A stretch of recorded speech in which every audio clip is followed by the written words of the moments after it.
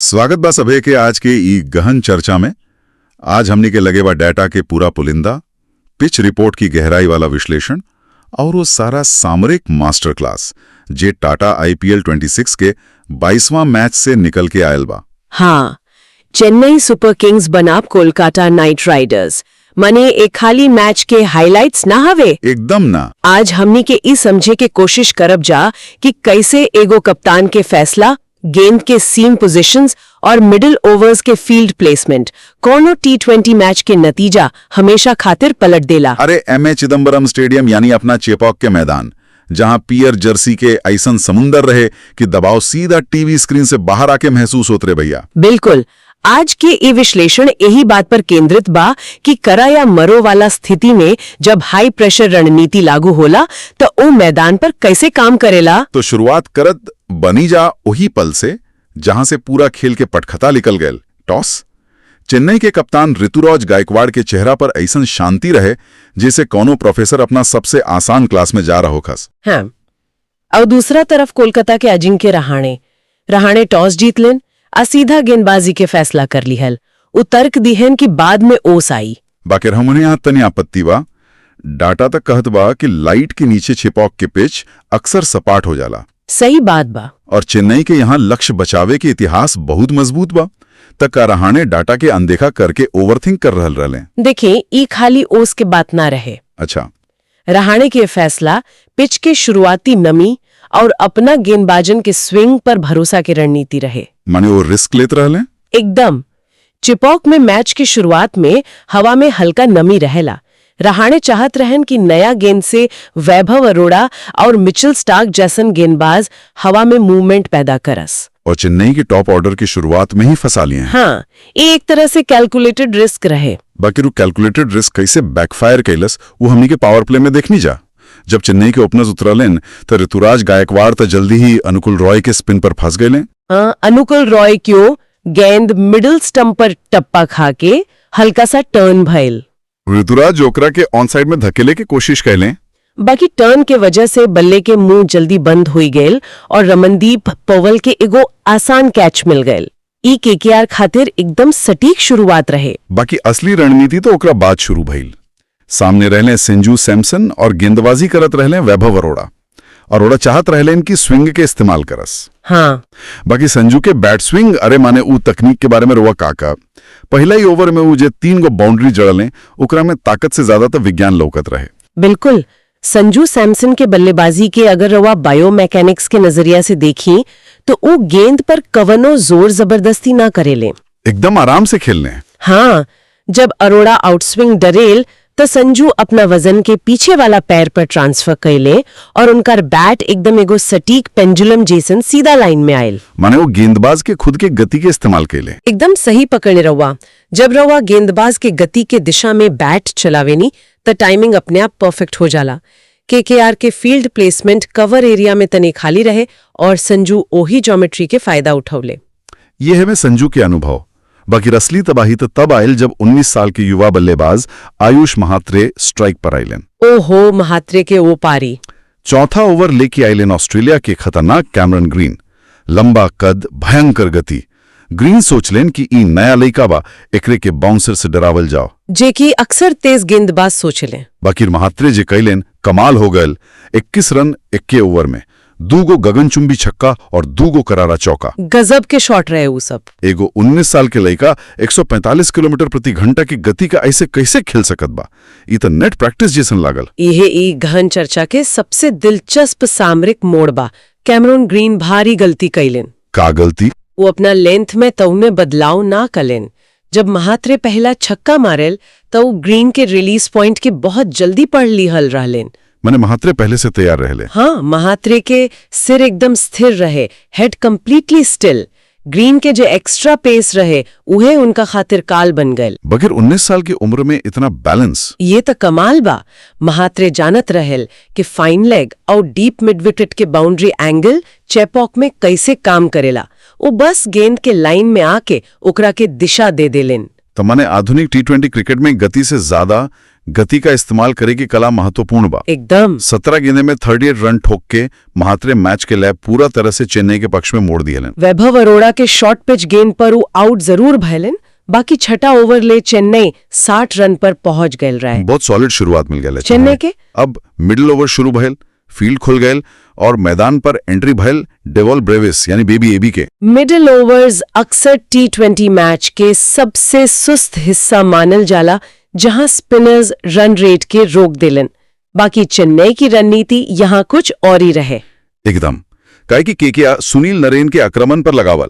नरेन जौना mystery spinner के सामने दुनिया के बड़का बड़का बल्लेबाज रक्षात्मक हो जाला। हाँ, नरेन तो हमेशा से खतरनाक रहेलेन बड़े। बकीर ब्रेविस पहला ही कुछ गेंद पर क्रीज से बाहर निकल लेन और लॉन्ग ऑन के ऊपर से सीधा स्टैंड्स में छक्का जड़ देहलेन। हमरा ही समझाएं, नरेन जैसन दिग्गज के सामने पहली ही गेंद पर ऐसा जोखिम, ये बहादुरी रहे कि बेवकूफी?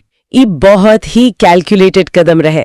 ब्रेविस जानत रहेलेन कि अगर नरेन के सेटल होके के मौका मिल गए तो ऊ रन रेट के गिरा दी हैं। माने नरेन के लय तोड़े के रहे। एकदम फुटवर्क के विज्ञान समझी यहाँ।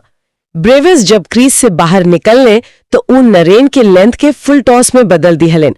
ओकरा से गेंद के टर्न होके के समय ही न मिलल। ओहो, ये वो साफ रणनीति रहे कि मिडिल ओवर्स में स्पिनर्स के हावी ना होके दिया गाओ। ये चेन्नई के मास्टर प्लान रहे। और दूसरा छोर पर संजू सैमसन तेजी से रन बनावत 10 ओवर में स्कोर के 100 के करीब ले गई। बाकी 12वां ओवर में ड्रामा अपना चरम पर पहुंच गए। वो ओवर तो गजबेरा। कार्तिक त्यागी गेंदबाजी कर रहा है। संजू सैमसन त्यागी के पहली ही गेंद पर लॉन्ग ऑफ के ऊपर से गगनभेदी छक्का जड़ लें। संजू 48 रन पर खेलत रहलें, अर्धशतक से मात्र दूर। चिपौ के पूरा मैदान संजू संजू चिल्लात रहे। माहौल एकदम गरम रहे। बाकी अगला ही गेंद पर क्लीन बोल्ड, एकदम सन्नाटा छागल मैदान में। सेट बल्लेबाज जे अभी छक्का मारलस, ऊ ऐसे चकमा कैसे खागल? त्यागी ऊ गेंद में कोनो जादू कैले रहलेन का? जादू ना, ये विशुद्ध भौतिकी और एरोडायनामिक्स रहा। माने त्यागी के वो इन स्विंगर पूरा मैच के सबसे बेहतरीन गेंद में से एक रहे। संजू सोचन की गेंद ऑफ स्टंप के लाइन में बा, वो हवा में ड्राइव खेले के कोशिश कैले। बाकी गेंद अंदर घुस गए रहे। काहे कि त्यागी सीम के एकदम सीधा रख ले रहले और गेंद में जो बैक स्पिन रहे ओकरा वजह से हवा में एक तरह के ड्रैग बनल, जेकरा के मैग्निस इफेक्ट कहल जाला। मैग्निस इफेक्ट। गेंद टप्पा खैला के बाद तेजी से अंदर की तरफ कटल, बल्ला और पैड के बीच के गैप के चीरत स्टंप्स में घुस गए। गति और हवा में लेट मूवमेंट दुनिया के कवनो भी सेट बल्लेबाज के छकमा दे सकेला। क्या जबरदस्त पलवाई! ई हवे T20 क्रिकेट के क्रूरता। बाकी संजू के आउट होकला के बावजूद चेन्नई के रन रेट ना गिरल। सरफराज खान आई है और आते आते त्यागी की गेंद पर स्लाइस शॉट से चौका निकाल दिले। यहाँ चेन्नई के बल्लेबाजी के गहराई के तारीफ करे के पड़ी। 14वां और 16वां ओवर में ब्रेविस और सरफराज मिलके स्पिनर्स के रणनीति के नाकाम कर दिले। एकदम वरुण चक्रवर्ती और वैभव अरोड़ा के खिलाफ वो लोग गैप के बहुत बढ़िया से बीट कर लेस। हाँ, फील्ड प्लेसमेंट के एकदम धज्जी उड़ा दिलस लोग। 16वां ओवर तब वैभव अरोड़ा खाते भारी पड़ गए। ब्रेविस के रॉकेट नियर फाइन लेग स्टैंड्स में छक्का और सरफराज के बैकवर्ड स्क्वायर लेग पर सिग्नेचर पिकअप शॉट। बाकी असली सामरिक लड़ाई 17वां और 18वां ओवर में देखल गेल। डेथ ओवर्स की शुरुआत। हाँ, सुनील नरेन 17वां ओवर में सरफराज के चकमा दे दिए। वो नकल बॉल जेकरा पर सरफराज बोल्ड भइले, वो गेंद में कोनो घुमाव ना रहे, फिर भी बल्लेबाज हवा में शॉट काहे खेल गेल। यही तो नकल बॉल के असली खूबसूरती बा। नरेन गेंद के अपना उंगली के पोर से पकड़ ले रहलन, फिंगर टिप्स। हाँ, और जब वो गेंद के रिलीज कैले त ओकरा में रोटेशन एकदम खत्म हो गए रहे। सरफराज गेंद के आर्म स्पीड देख के सोचल ले कि तेज गेंद हवे। बाकी गेंद हवा में धीमा हो गल एकदम और सीधा स्टंप पर जा लागल। ये विशुद्ध रूप से बल्लेबाज के टाइमिंग के तोड़े की रणनीति रहे। और 18वां ओवर में कार्तिक त्यागी जे डेवाइड ब्रेविस के आउट कैलन, वो भी एगो मास्टर क्लास रहे। अक्सर डेथ ओवर्स में गेंदबाज यॉर्कर खोजेला, बकीर त्यागी जानबूझ के ऑफ स्टंप के काफी बाहर वाइड लाइन रणनीति के इस्तेमाल कैलन। ई बहुत रिस्की बाकी कारगर रणनीति बा। ई वाइड लाइन की रणनीति आखिर कैसे काम करेला? ई रणनीति सीधे तौर पर क्रीज के ज्योमेट्री और बल्लेबाज के बेस पर हमला करेला। ब्रेविस पावर हिटर हवे, जब त्यागी गेंद की वाइड लाइन पर डरल तब ब्रेविस के शॉट खेले खातिर अपना शरीर से दूर जाए के पड़ल। माने उनका रीच आउट करे के पड़ल। हाँ, और जैसे ही बल्लेबाज अपना शरीर से दूर जाके शॉट खेलेला ओकर सेंटर ऑफ ग्रेविटी बिगड़ जाला, शक्ति खत्म हो जाला और ए से ब्रेविस संतुलन खो बैठल। एकदम बाहरी किनारा लागल और गेंद शॉट थर्ड मैन पर वैभव अरोड़ा के हाथ में चल गई। कमाल की रणनीति। विकेट गिरला के बावजूद शिवम दुबे और जेमी ओवरटन अंतिम ओवर्स में कुछ चतुराई भरल चौका जड़ के चेन्नई का स्कोर 20 ओवर में 192 तक पहुंचा दी है। 1993 रन के लक्ष्य चेपॉक जैसन मैदान पर 51 विशाल पहाड़ से कम ना रहे। चेन्नई के बल्लेबाज अपना काम कर चुकल रहले, अब बारी रहे केकेआर के दबाव झेले के। और ऊ दबाव पहला गेंद से लौकत रहल। युवा तेज गेंदबाज अंशिल कंबोज दूसरे ही ओवर में जादुई गेंद डाल लें। फिन एलन के खिलाफ जे स्विंग मिलल ऊ टॉप एज लेके सीधा शिवम दुबे के हाथ में चल गिल। कंबोज के अनुशासन शानदार रहे। बाकी सुनील नरेन हार माने वालन में से कहाँ है वे? वो तो काउंटर अटैक शुरू कर दिए लें। हाँ, खलील अहमद और कंबोज पर प्रहार के लें। और यही बीच एगो ऐसा ड्रामा भइल जेकरा से चेपॉक के सांस अटक गिले।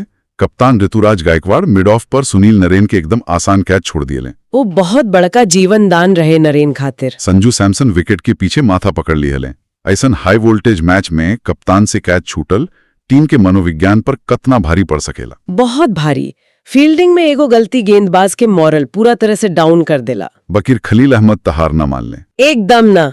खलील अहमद अपना मानसिकता के मजबूत रख लेन। वो तुरंत अपना गति में बदलाव कलन।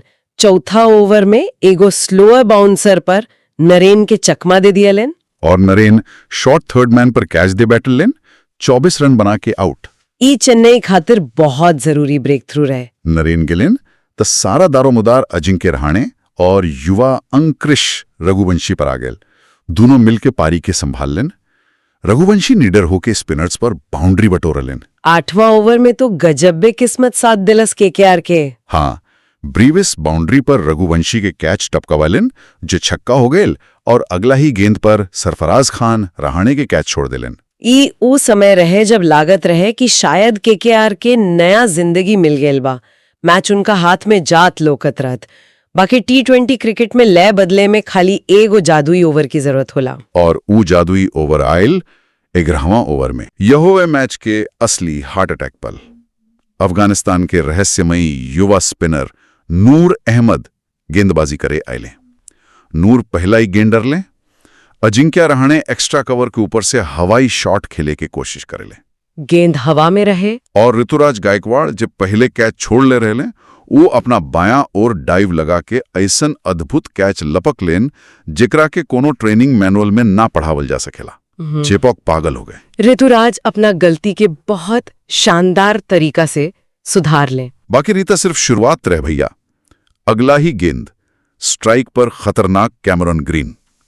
नूर अहमद के हाथ से गेंद निकलन गुगली। ओहो। गेंद टप्पा खाइलस और सीधा अंदर घुसल। कैमरन ग्रीन की डिफेंस पूरा तरह से ध्वस्त। बल्ला और पैड के बीच से निकल के गेंद सीधा मिडिल स्टंप से जा टकराइल। Clean bowled. ग्रीन के तो कुछ समझ ही नहीं आयल। ग्रीन 0 पर आउट। ई स्पेल कैसे काम कैलस। नूर अहमद के ई गुगली ग्रीन के कैसे चकमा दियलस। एकरा के समझे खातिर अफगानी स्पिनर्स के कला के देखे के पड़ी। नूर अहमद के आर्म स्पीड बहुत तेज रहेला। हाँ, वो बहुत तेज डाले हो गेंद। जब वो गुगली डरले त गेंद के रिलीज करे के समय उनकर हाथ के पिछला हिस्सा बल्लेबाज के तरफ रहे और सीम फाइन लेग के दिशा में इशारा कर रहे। मने ग्रीन सोचले कि गेंद बाहर जाए। एकदम। बाकी सीम के एंगल और आर्म स्पीड के वजह से गेंद टप्पा खा के तेजी से अंदर के तरफ कटिल।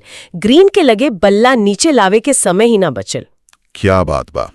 नूर अहमद के ई 2 विकेट केकेआर के चेस के रीढ़े के हड्डी तोड़ दियलस। नूर अहमद के आंकड़ा देखी रहुआ।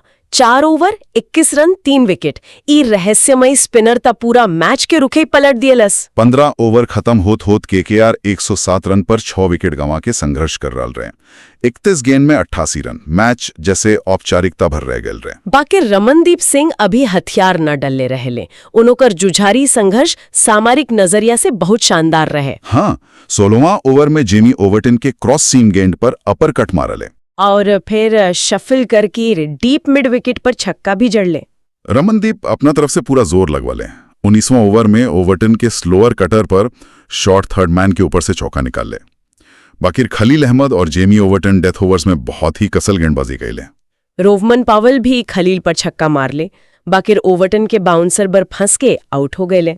अंतिम ओवर में जब 40 से ज्यादा रन चाहिए रहे तो अंशुल कंबोज की रणनीति भी एकदम साफ रहे। रमनदीप पहला गेंद पर चौका जरूर मार ले, बाकी जब कंबोज लो फुल टॉस डले तो रमनदीप रिवर्स स्लैप खेले का लालच में आ गए ले और गेंद हवा में टंगल। शॉर्ट थर्ड मैन पर सरफराज खान बायां और डाइव लगा के एगो शानदार लो कैच पकड़ लें। रमनदीप 23 गेंदे में 33 रन बना के आउट। एकरा साथे केकेआर के पारी 20 ओवर में 160 रन पर सिमट गए। चेन्नई सुपर किंग्स ई महामुकाबला 32 रन से जीत ली हलस। चेन्नई की टीम ही बता देहलस कि खाली रन बनावल ही ना बल्कि रणनीति के साथ गेंदबाजी और दबाव में फील्डिंग करेल भी उतने ही जरूरी बा। एकदम अंशुल कंबोज और नूर अहमद के जो अनुशासन रहे वो केकेआर के माच से पूरा तरह से बाहर कर दियलस। चेपॉक में तो जैसे जश्न के माहौल बा। बाकी ई जीत और हार खाली एक मैच तक सीमित नहीं है। हमनी के गहन चर्चा के श्रोप में जो पॉइंट्स टेबल के डेटा बा वो तो अब पूरा टूर्नामेंट के समीकरण हिला दिले बा। एकदम सही कहत बने। राजस्थान रॉयल्स टॉप पर बहुत मजबूती से बैठल बा। उनका रणनीति में कौनो खोट नहीं खिलौकत। बाकी नीचे के स्थिति देखें, केकेआर और मुंबई इंडियंस एकदम निचले पायदान पर संघर्ष कर रहल बाड़ी सन। ए हार केकेआर खातिर अब टूर्नामेंट के हर मैच के करो या मरो वाला स्थिति में डाल दिले बा। और पंजाब किंग्स और आरसीबी के हालत तो ऐसन बा कि अब उनका खातिर नेट रन रेट और हर एगो विकेट के कीमत सोना जैसन हो गल बा। सामरिक नजरिया से अब कौनो भी टीम खाली खेल ना सकेली, उनका के मैथमेटिक्स भी लगावे के पड़ी। सही बात बा। एगो हार रउआ के पूरा टूर्नामेंट के रणनीति बिगाड़ सकेला। टीम मैनेजमेंट के अब डेटा एनालिटिक्स और मैचअप्स पर बहुत गहराई से काम करे के पड़े। और जे ए दबाव झेल ली उहे चैंपियन बनी। तई रहा चेन्नई और केकेआर के बीच के उस सामरिक लड़ाई जेकरा के हमनी के आज एक गहन चर्चा में डिकोड करनी जा। बाकी राज के ई चर्चा खत्म करे से पहले एक ऐसा सवाल जो हमनी सभी के सोचे पर मजबूर कर देला। ओ का सवाल बा? ये आधुनिक T20 क्रिकेट के दौर बा जहां बल्लेबाज पावर हिटिंग, भारी बल्ला और शॉर्ट बाउंड्री के इस्तेमाल करके गेंद के धज्जी उड़ा रहल बाड़े। हाँ, ये हो रहल बा। बाकी यही दौर में नूर अहमद जैसन एगो अकेला रहस्यमयी स्पिनर आवेला और अपना कलाई के जादू से पूरा मैच का नतीजा पलट देला। तक्का आगे आवे वाला समय में क्रिकेट के ई फॉर्मेट पूरी तरह से पावर हिटर्स के मुट्ठी में रही या फिर ई खेल के असली सुपर पावर हमेशा कोनो रहस्यमयी स्पिनर के उंगलियां के बीच ही छुपल रही। ओहो, ये तब बहुत ही गहरा विचार बा जोना पर कोनो आसान जवाब नहीं खे। बिल्कुल, यही सवाल के साथ हमनी के आज के ई गहन चर्चा यहाँ खत्म करत बानी जा। खेल के रणनीति के समझत रही और क्रिकेट के ई दीवानगी बनवले रखी।